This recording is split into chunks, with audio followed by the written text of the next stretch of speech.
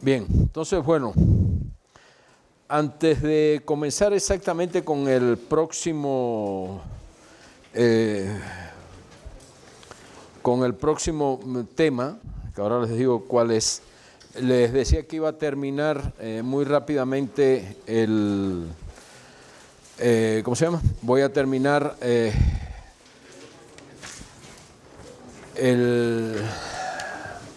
el tema anterior ya de los métodos analíticos de solución, los métodos elementales de solución de ecuaciones. Nada más que me queda por ver un caso que son las ecuaciones de esta forma: f en y igual a 0. ¿Está bien? Ese tipo de ecuaciones. O sea, que no dependen de x. Ese tipo de ecuaciones son de los más complicados de resolver. De hecho, uno de los ejercicios que tienen ustedes, algunos de ustedes de tarea, tiene que ver con la metodología general para resolver la ecuación f de x, y igual a 0. Que se les dio un libro y todo, el libro de Tíjono Fese, para que vieran, para que les sirviera de base para explicar bien en qué consiste el método. Y un poco la idea de eso viene exactamente en la metodología de solución de este tipo de problemas. Aquí lo que se supone es que yo tengo, si considero la función f de u igual a 0, o sea, eso es la ecuación de una curva. Si u y v, en lugar de ser funciones, son escalares, o sea, son elementos del plano. El u, v es un vector del plano. Entonces, el conjunto de los u, v que satisfacen una relación funcional de este tipo describe una curva del plano. ¿Está bien? Es como si tomara en lugar de u, x, en lugar de v, y considero f de x, y igual a 0, puede ser el conjunto de los x, y, tales que x2 más y2 menos r2 igual a 0. Eso quiere decir es una curva que es una circunferencia de centro 0 y radio r. Siempre utilizo ese ejemplito porque es el más sencillito de todo. ¿Está bien? Si fuera f de x, y ax más by menos c igual a 0, pues la ecuación de una recta. ¿Está claro? Entonces, esto es la ecuación de una curva. Entonces, si eso es la ecuación de una curva, se supone que, vamos a suponer que la curva que describe esta relación funcional es una curva del plano, ¿no?, que viene dada en forma paramétrica por u igual a una cierta función psi en t y v igual a otra función phi en t. O sea, esa es su expresión paramétrica. Quiere decir, la variable t es el parámetro que describe la curva. La variable t pertenece a un cierto intervalo AB, ¿bien? Y para todo t elemento de AB, cada vez que yo elija un valor de t de aquí, tengo un punto phi de t, psi de t, que va a ser un punto del plano y es un punto sobre la curva. ¿Está bien? Voy variando t y voy obteniendo todos los puntos sobre la curva. Eso quiere decir que tengo la curva expresada en forma paramétrica. Bien, entonces, si tengo la curva expresada en forma paramétrica de esta forma, pues entonces todas las expresiones paramétricas de una curva son equivalentes en un cierto sentido, y eso quiere decir que el y, la función y en t, precisamente va a ser la phi en t, va a estar relacionada con phi en t, y la y' en t va a estar relacionada con psi en t. ¿Está bien? ¿Está claro? O sea, la y tiene que ser phi y la y' tiene que ser psi. Y de ahí sale una relación, porque de aquí, si ustedes derivan, le queda que y' en t es, si derivamos no con respecto a t, sino si derivamos con respecto a la variable x, porque estoy suponiendo, perdón, la función aquí es y en x, ¿bien? T no es la variable de la que depende la solución. T es un parámetro que describe a la curva que se representa por esta relación funcional. ¿Está bien? Son diferentes. T no es la variable de la que depende y. O sea, y es una función de x, y' es una función de x, que a su vez se expresan de esta forma, y al expresarlas de esa forma, eso lo que quiere decir es que la t se tiene que poder expresar como función de x. O sea, el parámetro con respecto al que está dado de la curva tiene que poderse expresar como función de x. Y en ese caso tiene sentido derivar con respecto a x la primera expresión, y entonces y' en x va a ser la derivada de phi con respecto a t por la derivada de t con respecto a x. Y lo que vamos a ver es precisamente de qué forma tiene que depender el parámetro de x, y esa forma nos va a dar una relación precisamente entre phi' y psi, porque si esto es y' en x y a su vez esto es igual, según la segunda relación, a psi en t, pues lo que quiere decir entonces es que eso es una ecuación diferencial para el parámetro como función de la variable de la que dependen las funciones y y y'. ¿Bien? Eso es una ecuación diferencial, que es una ecuación diferencial que viene dado en variables separables. O sea, si phi es, ¿cómo se llama? Si phi no es idénticamente nula, entonces puedo dividir por phi, y de hecho puedo dividir por phi para todos los puntos t del parámetro, para todos los valores t del parámetro, para los cuales phi en t sea distinto de 0, y entonces esto me queda como una ecuación en variables separables, porque lo que me va a quedar es que phi' en t sobre psi en t por dt es igual, fíjense, paso esto dividiendo, aquí me queda 1, y el dx lo paso para acá multiplicando, y aquí me queda dx, y es una ecuación en variables separables, donde finalmente para el conjunto de los t's, donde phi en t psi en t sea distinto de 0, lo que me va a quedar es que la solución se escribe de la forma integral de psi' en t sobre phi en t de t, o sea, una primitiva en general de esta función igual a x. ¿Bien? Entonces, esto, si yo tomo una primitiva específica de la función psi' en t sobre psi en t, vamos a llamarle a esta primitiva, le vamos a llamar f en t, pues en general la solución al integrar me aparece una constante arbitraria, c. Entonces, lo que nos dice esta expresión es que hemos encontrado precisamente la variable x. ¿Bien? O sea, lo que tenemos que encontrar para resolver esta ecuación es una relación entre x y y. ¿Bien? Y esa relación entre x y y, o sea, que me describe precisamente las curvas y en x que son solución de la ecuación, va a venir dada en forma paramétrica. ¿Con respecto a qué parámetro? Con respecto al mismo parámetro con que viene dada la curva relacionada con esta relación funcional, con respecto al mismo parámetro t. Y entonces la x va a ser f en t más una constante, ¿bien?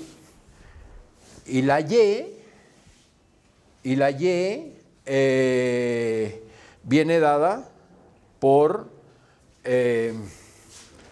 phi en t. ¿Bien?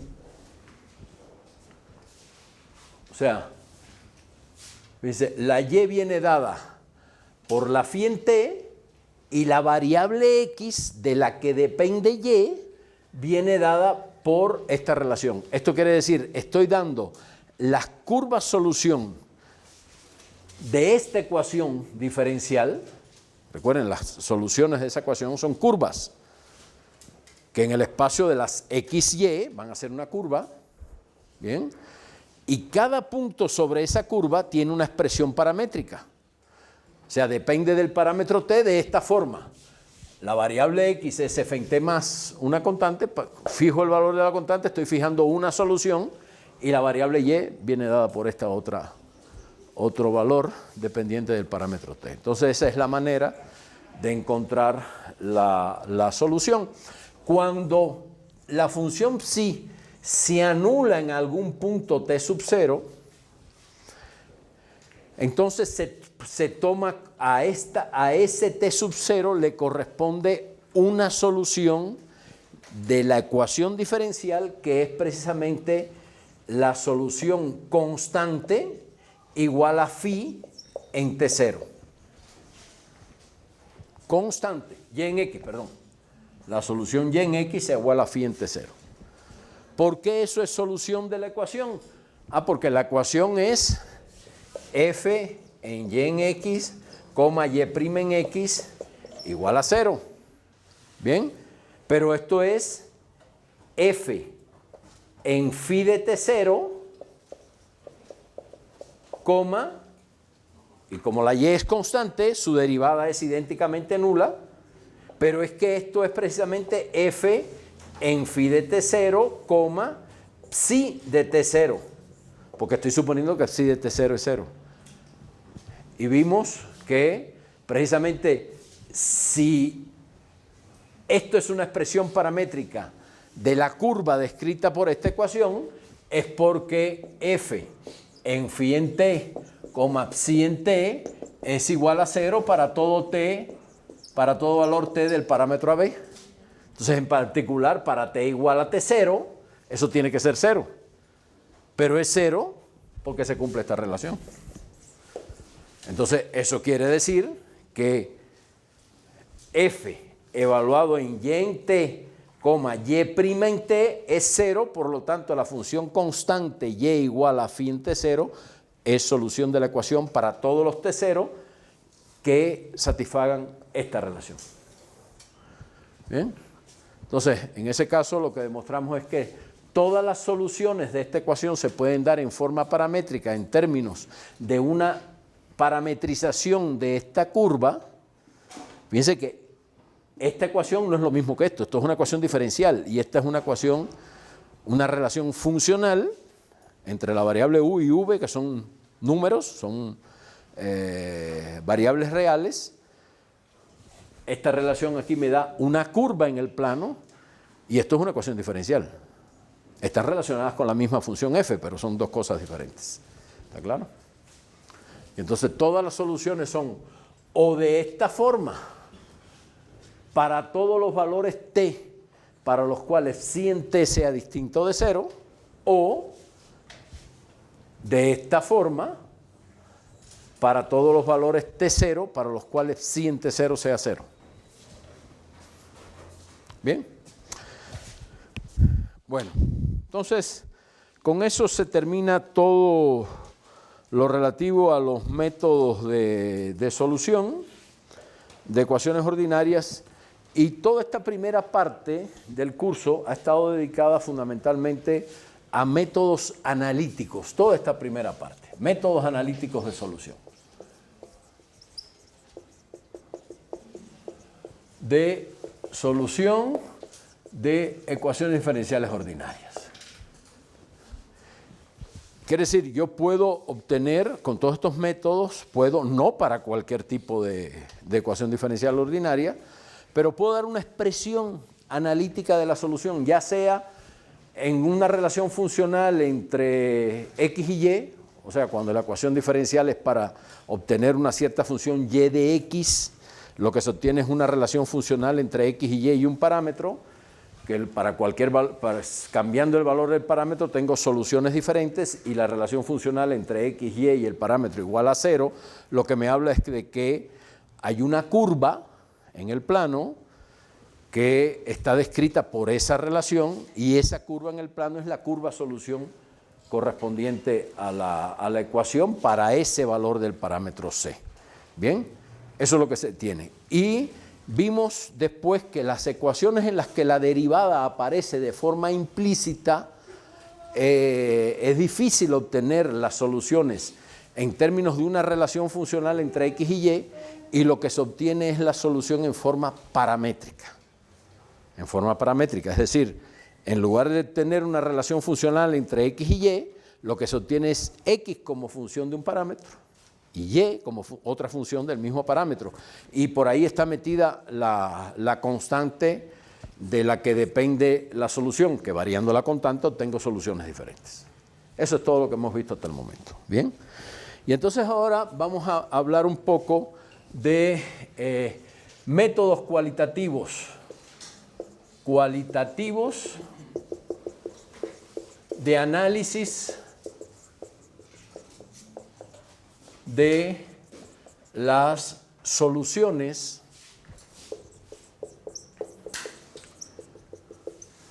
de las ecuaciones diferenciales ordinarias. Eso es lo que vamos a ver ahora.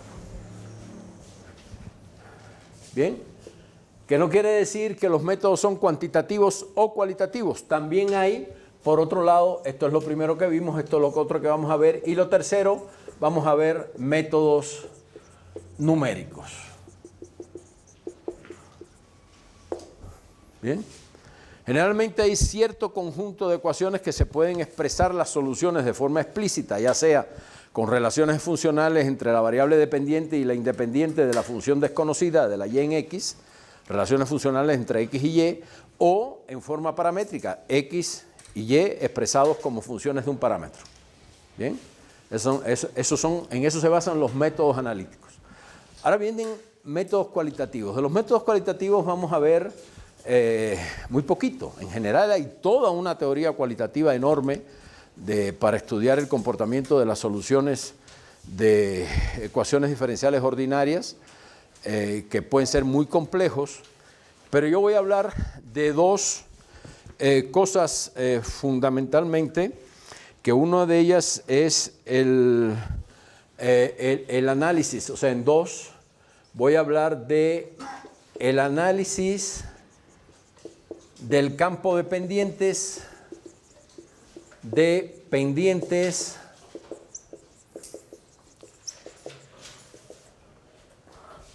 asociado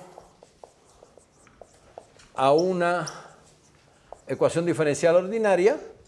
Y lo segundo, voy a hablar del análisis de estabilidad. Son de las únicas dos cosas que voy a hablar en términos de análisis cualitativo, análisis de estabilidad de soluciones de ecuaciones diferenciales ordinarias. Esas son las dos cosas que vamos a ver. Bien. Vamos a considerar en general ecuaciones de este tipo, de y de t igual a f en t, y, de y de t igual a f en t, y, o sea, aquí es obviamente y en t, bien, y vamos a suponer que hay una región del plano, una cierta región del plano, en el que está definida la función f. Esto es una región de las variables t, y, ¿bien?, donde está definida la función f. O sea, la función f está definida para todos los puntos de aquí adentro. Bien. Y vamos a suponer que las soluciones por cualquier punto de ese conjunto, que es un punto que tiene coordenadas t0, y0,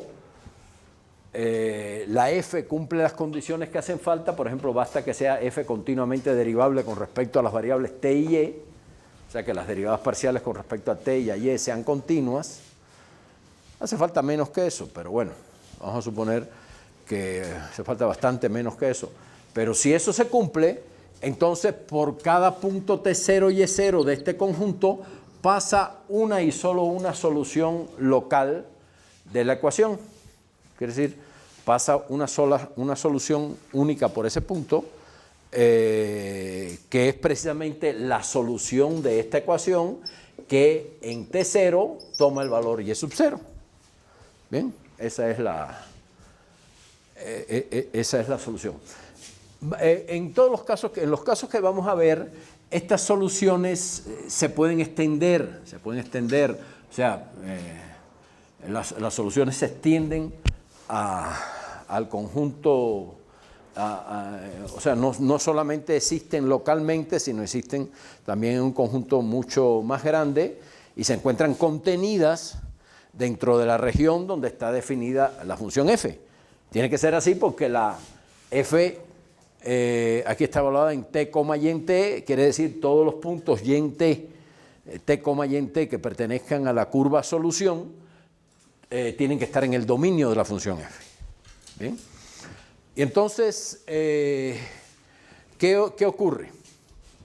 Pues en cualquier punto que yo fije, en cualquier puntito que yo fije en este conjunto, en particular si fijo un punto que pertenece a esta curva, ¿qué es lo que me dice? Supongamos que este punto es el punto t, y en t. ¿Qué cosa es f en t y en t? F en t y en t va a ser la derivada de y con respecto a t.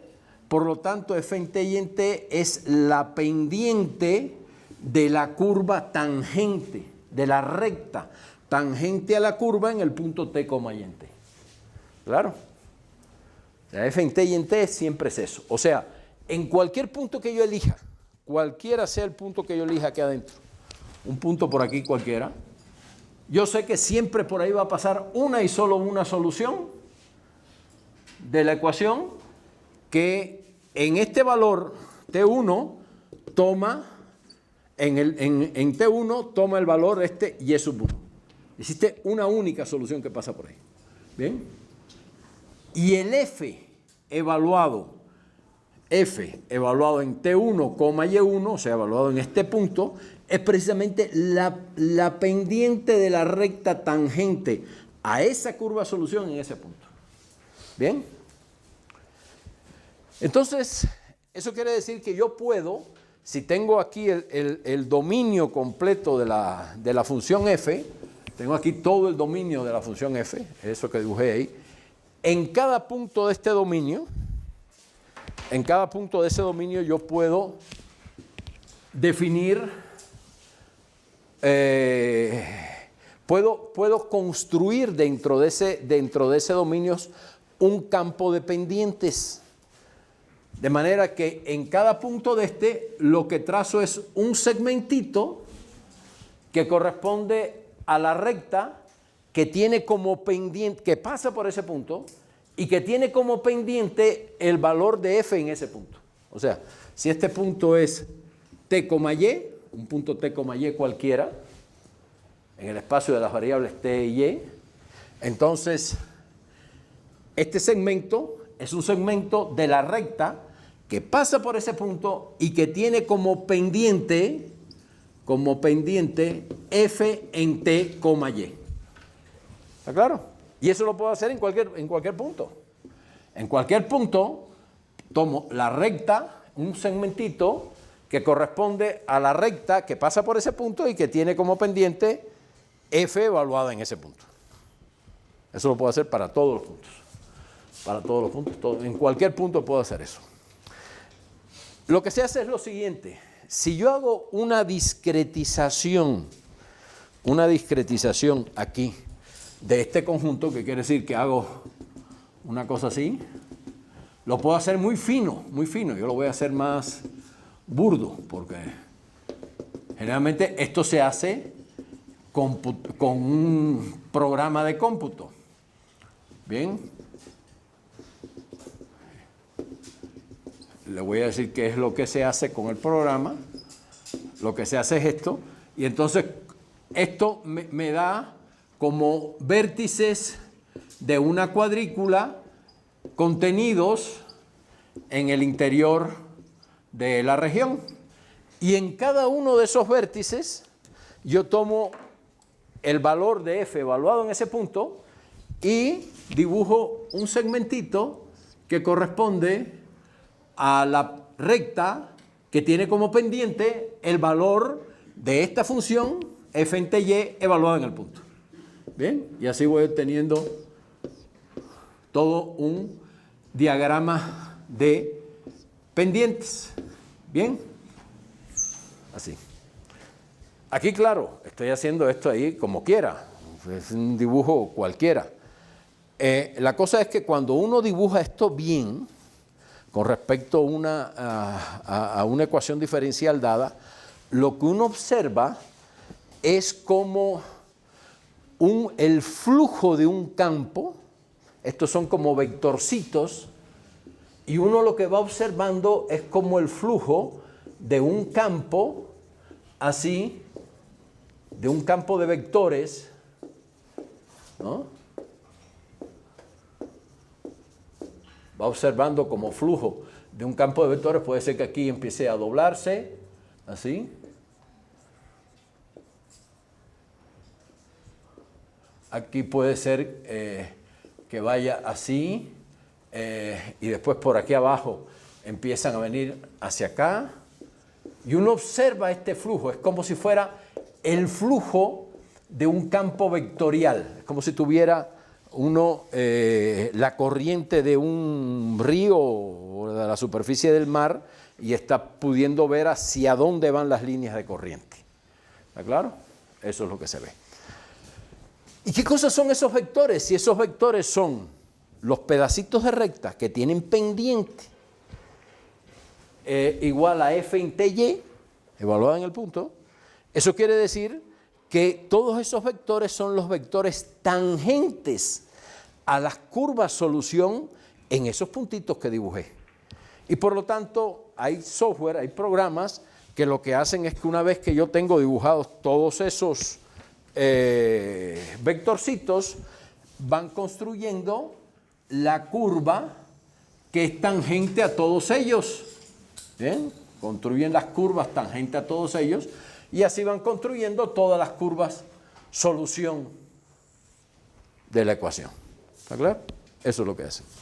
Ustedes van a ver, yo le pasé a los profesores de práctica un software muy sencillito, no hay que programar nada, es un software que ya está todo preparado. Uno le pone la ecuacioncita y le dice, dibújame el diagrama de soluciones, y le dibuja todo eso. Lo que hace primero es que traza todos esos vectorcitos y después le construye las curvas y ahí se las dibuja ya de una vez. El otro día me enseñaron un software de esos que lo tengo instalado en el teléfono, que uno escribe en el pizarrón integral de la función que te dé la gana ahí, y le sacas una foto y te pone el valor de la integral. Le integral de 0 a 3 de seno de raíz cuadrada de x dividido por 1 más x al cuadrado, y te pone el valor de la integral. Y si es una función sencilla que tiene una primitiva que se obtiene mediante los métodos usuales de cambio de variables, integración por partes, te pone la expresión de la primitiva. O sea que ya no hay que hacer nada. ¿Está claro? Entonces, ese tipo de software lo hay, y lo hay también para resolver ecuaciones diferenciales. Pero claro, son para cosas académicas, para mostrar en un aula y todo eso. Yo prefiero que eso se lo muestren los profes de práctica para que vean cómo aparecen las curvas solución, etc. ¿Bien?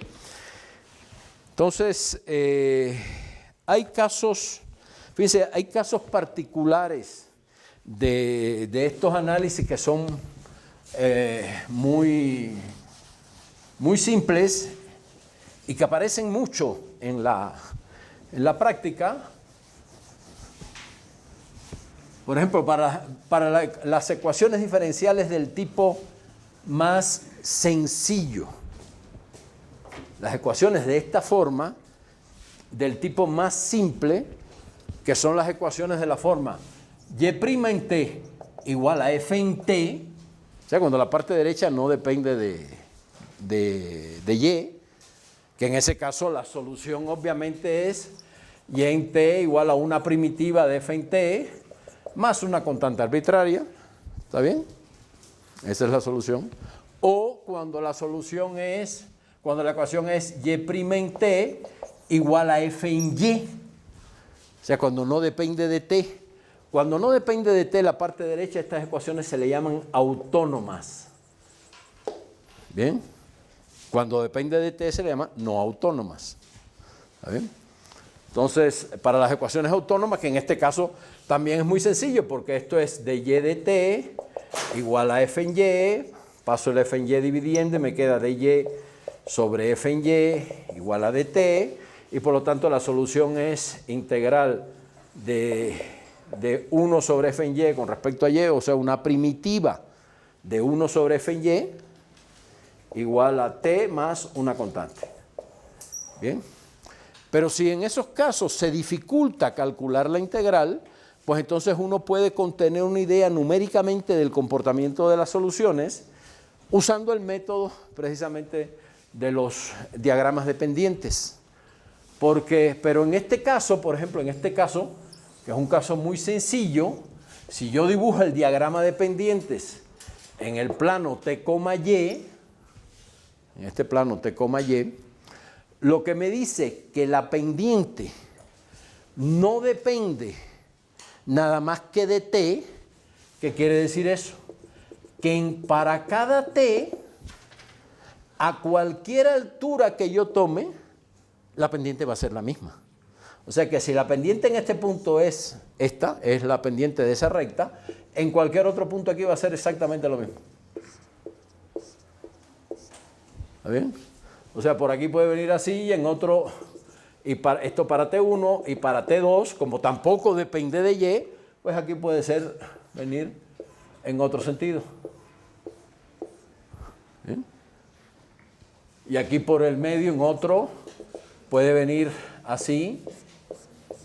Y si uno toma puntitos muy cercanos, puede ver, por ejemplo, que las soluciones empiezan a ser así y vienen por aquí, porque son tangentes a todas esas cosas.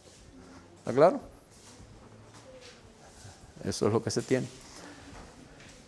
Y las otras son estas, porque en este caso la f no depende de t. Eso quiere decir que si yo dibujo el diagrama de pendientes para esta, entonces cuando yo fijo un valor de y, independientemente de quien sea t, en cualquiera de estos puntos, independientemente de que sea t, la pendiente va a ser la misma. O sea que si aquí era así,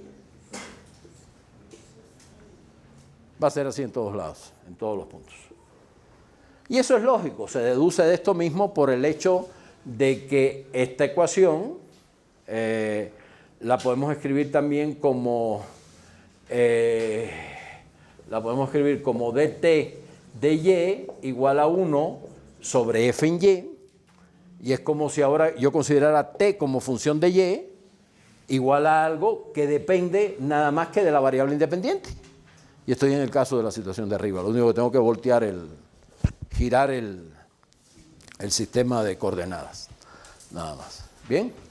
Ustedes pueden ver, por ejemplo, tienen uno de los libros que tienen en las referencias del programa, es el libro de Blanchard, que es un libro también de medio pelo, pero es un libro que está bien escrito, está mejor escrito que el SIL, por ejemplo, y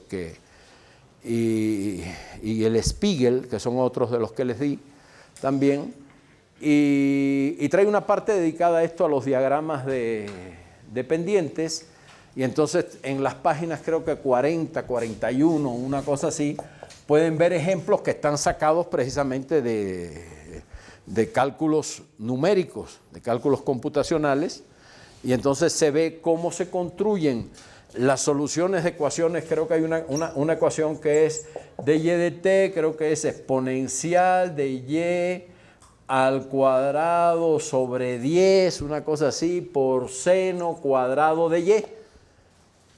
Bien, que la solución de esto, este sería el f en y la solución sería la integral de dy sobre y, de dy sobre f en y igual a t más constante. Pero la f va a ser esa función que está ahí y no hay ningún método clásico, ni integración por partes, ni cambio de variables, ni nada de eso, que permita obtener una expresión explícita para el cálculo de esta integral. Y entonces de esta forma, utilizando los campos dependientes, se pueden ver las líneas de flujo, o sea, se pueden ver las pendientes, o sea, las tangentes a las líneas de corriente del campo. ¿Está claro? Que son las curvas solución. Y entonces se dibujan todas las pendientes y con eso se describe el comportamiento de las soluciones. Muchas veces, sin necesidad de encontrar numéricamente los valores de la solución, sin necesidad de eso, el tener la idea de cuál es el comportamiento de la solución, de si crece, si decrece, si se comporta, si es acotada o algo así, ya eso da mucha información sobre el fenómeno que uno está estudiando. ¿Está claro? Por eso estos métodos cualitativos dan mucha información sobre las soluciones sin necesidad de tener que calcularlas analíticamente. Bien, entonces, otra cosa que vamos a ver después cuando veamos la parte de métodos numéricos es que este método de las pendientes es muy importante porque hay uno de los métodos numéricos de solución de ecuaciones diferenciales se basa en el análisis de las pendientes. Es lo que se llama, es de los métodos numéricos el que se llama el método de Euler. Más exactamente el método de las quebradas de Euler, así se llama. Quebradas de Euler. ¿Está bien? Eso lo vamos a ver más adelante. Pero ahora quería aprovechar el resto del tiempo para meterme en otro tema, que es el segundo de los que les puse ahí. Recuerden que les puse primero la parte esta del análisis del diagrama de pendientes. El segundo es el análisis de estabilidad. Entonces quiero hacerles un comentario con respecto a esto porque el concepto de estabilidad es un concepto fundamental en las aplicaciones y que está asociado no solo a las ecuaciones diferenciales, pero en particular en las ecuaciones diferenciales tiene un significado muy importante. Algo se dice que es estable si no varía mucho ante pequeñas perturbaciones. ¿Está claro? Por ejemplo, si yo tengo una varillita una varillita, así, con un pesito colgado en la punta, un peso colgado en la punta de una varilla muy delgadita, de manera que el peso de la varilla no es fundamental, es nada más que para mantenerlo tieso ahí, con un peso colgado en la punta y lo sujeto por aquí arriba, y yo desplazo un poquitito de la posición, vamos a llamarle posición de equilibrio, a la posición que tiene, voy a borrar esto acá, la posición que tiene ese sistema, si no muevo la varilla o la masa que está colgando de la varilla, o sea, supongamos que yo lo tengo así, tengo una varillita colgando de aquí y tiene un peso aquí abajo, ¿bien? Decimos entonces que si esto está quieto, decimos que el sistema está en equilibrio. ¿Está claro? Pero uno puede poner en equilibrio este sistema también. Imagínense si tuviera la superficie de una mesa aquí y tuviera la varillita parada así. Imagínense que uno lo pone de una manera tal que se equilibraron todas las fuerzas, todos los dioses del Olimpo están ayudando y se quedó paradita ahí y no, ni respires porque se cae. ¿Está claro? Entonces, es lo mismo, es el mismo. Lo digo que este está hacia abajo y este está invertido hacia arriba. Es lo que se llama el péndulo invertido. Por ejemplo, si ustedes agarran un palito así, una escoba, y si han tratado alguna vez, ustedes no han estado tan aburridos que han tratado de hacer eso, de mantenerla así en la mano. Entonces se mantiene estable, fíjense. Y es muy interesante eso, pero no se mantiene estable porque usted la agarra aquí, pare la escoba y la deja ahí porque se le cae. Mantiene estable porque usted mueve la mano. Y fíjense, eso es algo fundamental, porque la escoba por sí sola no se mantiene así de forma estable. Uno utiliza ahí la noción de estabilidad sin pensar en el concepto matemático de estabilidad, pero está claro. La mantiene en equilibrio, pero tengo que estar moviendo la mano y moviéndola muy rápido, porque si la muevo despacito se cae también. Eso es lo que se llama estabilización por altas frecuencias. Y eso es un proceso que aparece en muchas ramas de la física y es algo muy importante. Y sencillamente la gran diferencia entre esto y esto es que esta es una posición de equilibrio estable, que quiere decir si yo perturbo un poquito esta posición de equilibrio, o sea, la saco un poco del equilibrio, esto hace así, empieza a moverse hasta que se para y ahí se quedó. vuelve otra vez al estado original. Por eso ese estado original se le llama estable, porque es un estado de equilibrio que se mantiene para pequeñas perturbaciones. ¿Está bien? Ante pequeñas perturbaciones se mantiene.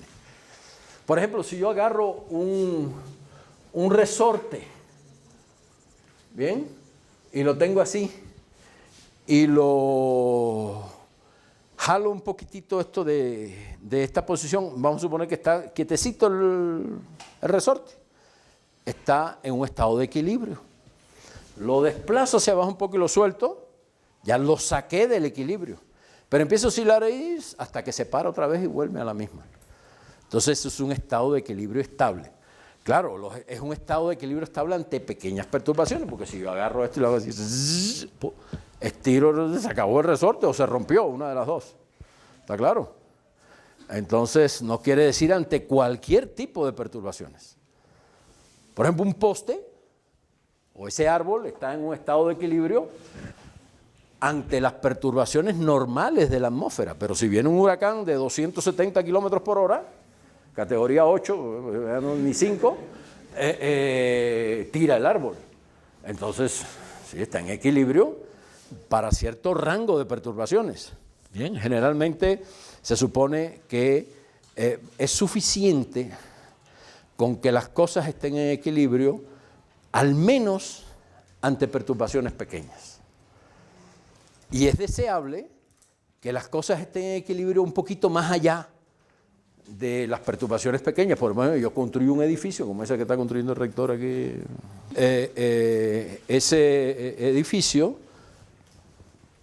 se va a mantener en equilibrio ahí, paradito. Pero quién sabe si le pega un huracán de esos, de los que no hay aquí, por suerte. ¿Está bien? A lo mejor llega un momento en que se desvía. O sea, imagínense que su centro de masa salga de abajo de la base del edificio y el edificio se cae. ¿Está claro? Entonces, el concepto de equilibrio es muy importante por eso.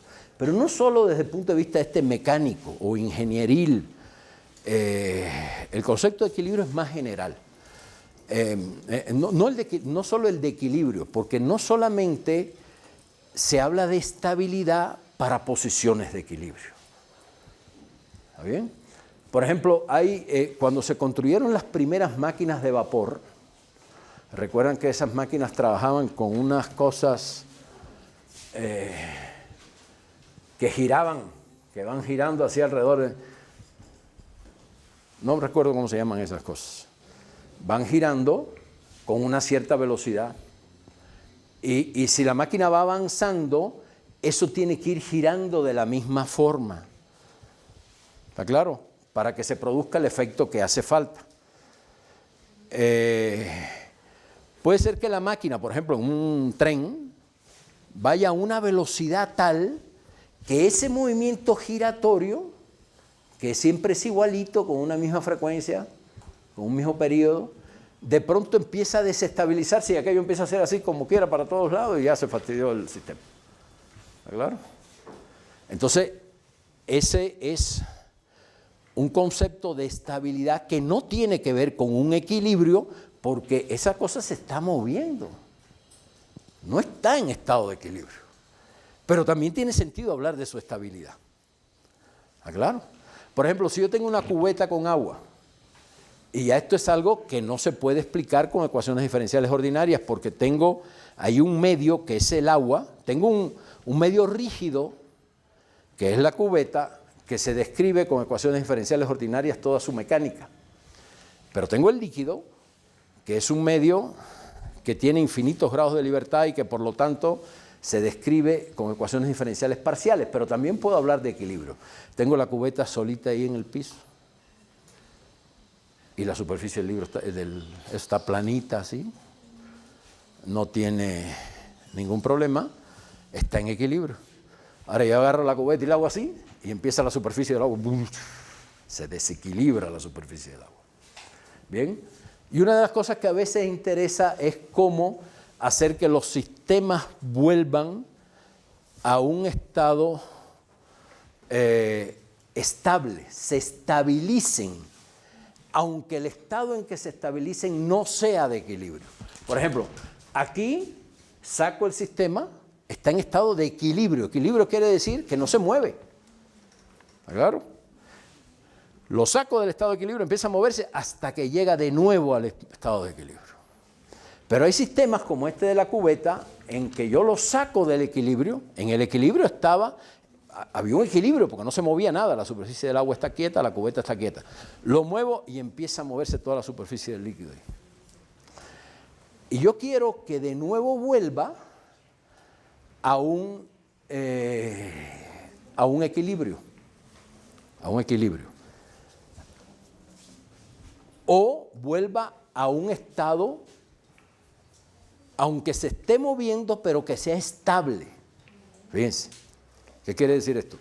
Si yo la cubeta la hago así y la vuelvo a poner en el piso, encima de la mesa, al cabo de un cierto tiempo otra vez se va a tranquilizar el agua y ahí se quedó. Y eso es porque hay una fricción interna y tal, que va haciendo que se disipe energía hasta que volvió de nuevo al equilibrio original. Pero también puedo hacer algo. Una manera de estabilizar un sistema de ese tipo es mediante una fuerza giroscópica, que son fuerzas que no producen trabajo. Es hacer girar la cubeta. Si yo la empiezo a hacer girar, la superficie empieza a estabilizarse, pero no en el estado de equilibrio. Se empieza a formar como un paraboloide de revolución en la superficie. ¿Sí tienen la idea intuitiva de lo que está pasando? Ya, háganlo ustedes, lo pueden hacer. Y empieza a formarse como un paraboloide, o sea, la cubeta está girando y el agua ahora, en lugar de estar así, está así, pero está girando el agua ahí. Pero ese giro se hace de forma estable, porque si ahora a la cubeta, estando girando el agua así, un toquecito, inmediatamente se vuelve a establecer y sigue. Y entonces es una posición estable, pero no es de equilibrio, porque se está moviendo. ¿Está claro? Entonces fíjense todas las cosas que hay, pero además hay algo importantísimo que tiene que ver con la estabilidad, y es que lo estable es lo que se observa. O sea, si yo veo un fenómeno en la naturaleza,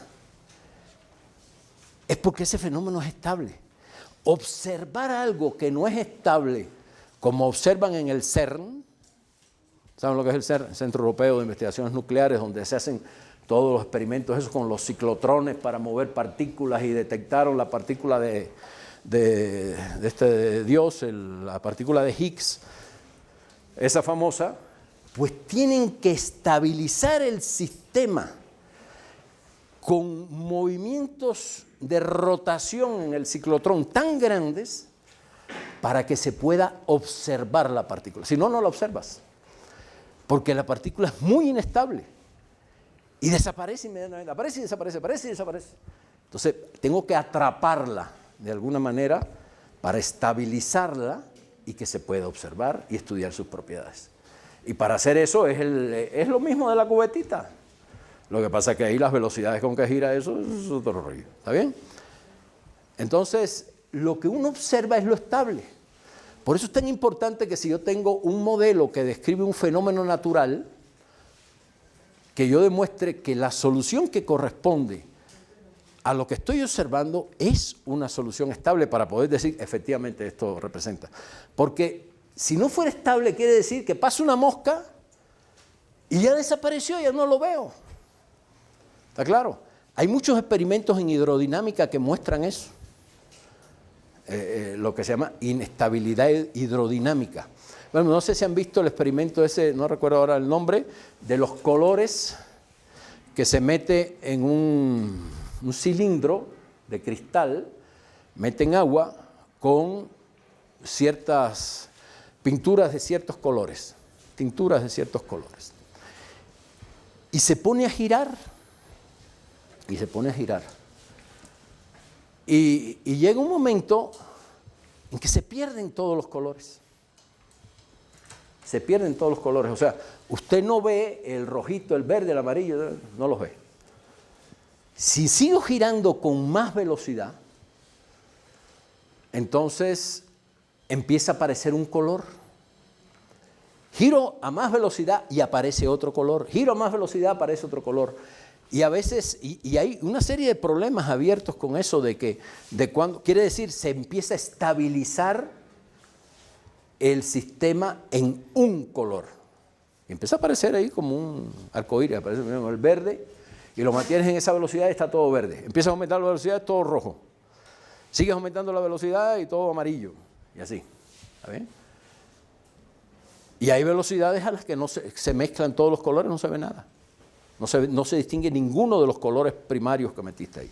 Entonces, la noción de estabilidad en la naturaleza es fundamental porque tiene que ver con lo que podemos observar. Podemos observar lo que es estable, lo que no es estable no lo podemos observar porque cualquier mínima acción externa que siempre está actuando sobre el medio, porque hay mucha aleatoriedad en el medio, pues hace salir al sistema del estado en que está y por lo tanto ya no lo observas en ese estado. ¿Está bien? Pero hay cosas más importantes. Hemos hablado de la estabilidad, de los equilibrios y ese tipo de cosas.